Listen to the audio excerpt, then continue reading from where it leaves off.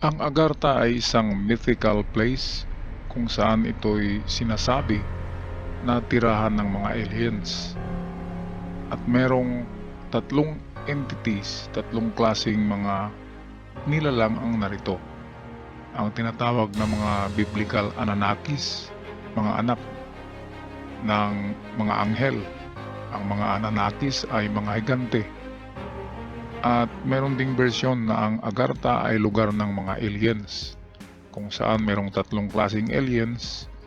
Ang gray aliens na familiar sa atin na nakikita sa pelikula, ang reptilian aliens na hindi natin familiar pero pinaniniwalaan na talagang nakatira sa ilalim ng tubig at dagat ang mga reptilians kasi nabubuhay sila sa tubig. At ang pangatlo ay mga Nordics. Ito yung mga fairy. Ito yung mga bright blue-eyed people. Yung kulay blue ang mata at bright blue eyes. Kaya sila yung mga fairy na katulad ng anyo ng mga Nordics o itong mga taga-Ireland. Kaya tinatawag sila ng mga Nordics aliens.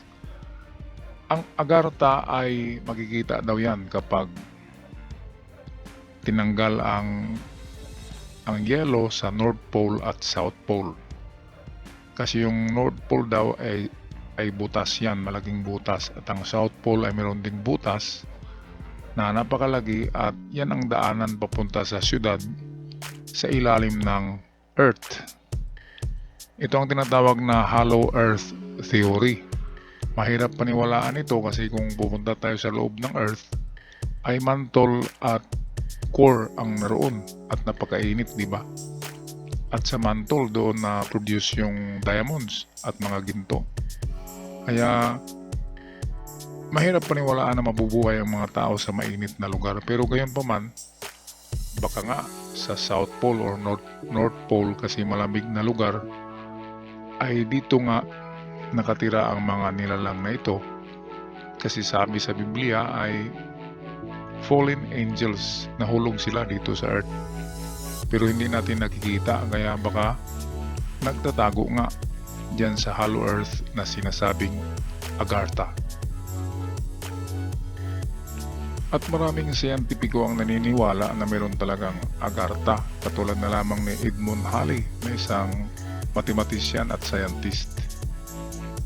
At hindi lang yan, ang underworld na sinasabi ay nariyan na yan sa The Book of the Dead ng mga Egyptians. Nandyan din sa Biblia yan na mayroong underworld. Yung tinatawag na impyerno ay nasa ilalim ng lupa. Kaya hindi bago ang konsepto ng Agartha. At ito'y napatunayan kasi noon ay mayroong napadpad na isang piloto ng World War II yata yun na piloto na nakapasok dyan sa malaking butas sa North Pole at nakita niya yung magandang lugar sa loob ng North Pole, sa ilalim yun. Kaya lalong lumakas ang teorya ng The Hollow Earth or Agartha. At ngayon ay narito ang ating homegrown na mayroong psychic. Itong si Miss Elizabeth Propesa at ating pakinggan ang kanyang mga teorya at masasabi tungkol sa Agartha ayon sa kanyang perspective. Hindi po lahat ng beings o nilalang na nasa Agartha ay tao. Marami pong aliens. Totoo po ang aliens. Buksan ko na po yan. Totoo po yan. Merong masama, merong mabuti. Katulad dito. Dito rin po sa ating mundo, may masama. Actually, marami. Pinipilit po tayo agawin, lituhin, at i-tempt. Tentasyon po, ibig ko sabihin. Yung temptation. Kaya po ang daming nakakalimot na magdasal. Nakakalimot na humingi ng tawad. Hindi na po parang taong normal kung magsalita, parang masyado ng maraming nalalaman. Samantalang karamihan po ng kanilang kaalaman, nakukuha lang naman po sa pagsaliksik sa YouTube, sa internet. Hindi po doon galing ang kaalaman ko. Ako po naman ay messenger lang.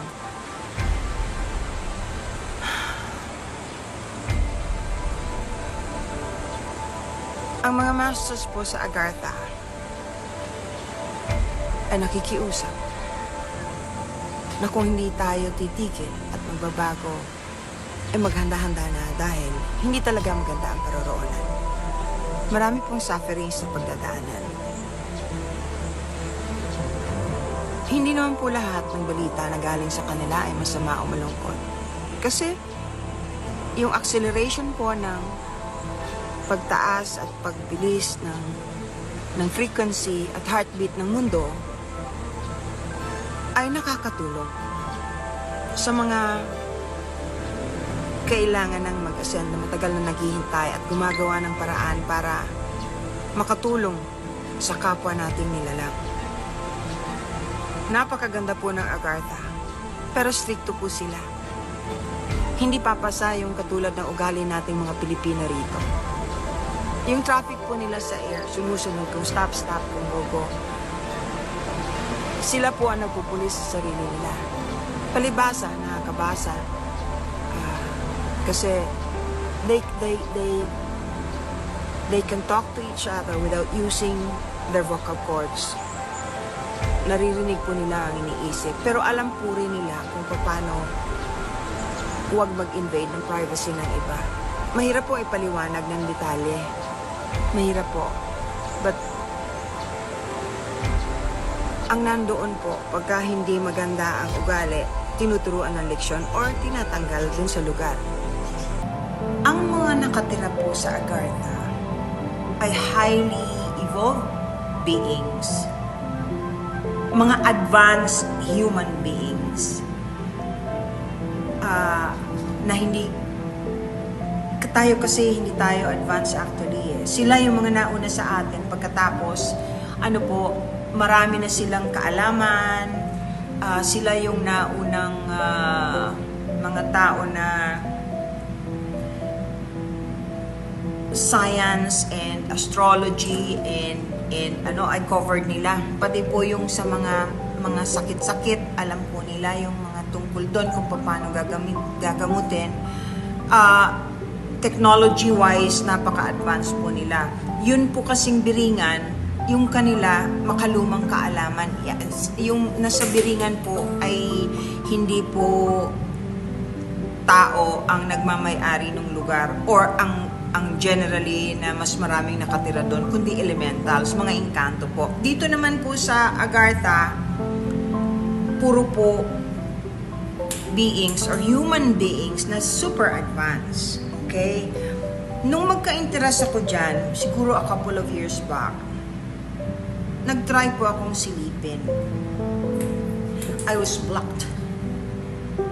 Astral traveling po ito Normally, places like that, nararating ko or napapasok ko. Kasi kaya kong mag-adjust sa tamang frequency, kaya kong mag-adapt sa frequency nila, at kaya kong marating yung lugar sa pamamagitan ng astral traveling or remote viewing. Nung makarating po ako dun sa parang gate nila, kasi parang may gateway po yan, meron pong dome. No matter how hard I tried, hindi ko po yan ma-penetrate. Twice po akong bumalik. Hindi talaga. I was wondering, sabi ko, bakit po kaya ganito? So, ang ginawa ko, nag-seek out po ako ng advice. Naghanap po ako ng isang dalisay na espiritu na may kinalaman sa mga ganong lugar or may nalalaman tungkol sa mga ganong lugar at nagtanong ako. Alam niyo po ba kung anong kasagutan? Ito po, kinausap nila and they ask if it's possible for me to go. Sabi ko, hindi pa naman ako ready uli. Ayaw ko na muna pumunta. Dahil super advanced sila, ayaw nilang mapasok yung lugar nila ng kahit na sinong magko-contaminate. Okay, so medyo loading si Elizabeth Oropesa. So ako na lang magpatuloy nito. To make it short, ang Agartha ay lugar ng mga extraterrestrial. Yung galing talaga sa outer space kasi nandun yung mga aliens. Nandun yung Anunnaki, which are the fallen angels and the son of the fallen angels. So lahat ng mga nakatira doon ay galing sa kalawakan. Ngayon itong biringan na sinasabi ay mystical world. At ito yung tinatawag na Encantadia. Yung mga engkanto ang nakatira, hindi tayo makakita ng high technology, ng high-tech na mga gamit, kundi parang mga magic, di ba? Yung ang nag-iilaw ay mga bulaklak, ganyan. Walang umaandar na makina, very peaceful. Kasi lugar nga ng mga engkanto at mga fairy. Kaya ito yung pagkakaiba ng Agartha. Siguro itong Agartha ay nasa North Pole ito. At itong biringan ay nandyan lang naman yan sa ano. Baka yan yung nakatira sa South Pole. Pero ang karamihan ay nandyan nga sa biringan. Kasi itong butas daw ng Agartha ay interconnected daw yan. Ang iba nga daw ng labasan ng Agartha ay Pilipinas, ayon sa ibang nag-vlog. Kaya kakaiba talaga ang Pilipinas, no? At ibang pasukan din, entrance na secret. Instead na North Pole at South Pole ay Pilipinas pa rin daw. Kaya kakaiba talaga ang Pilipinas. Only in the Philippines.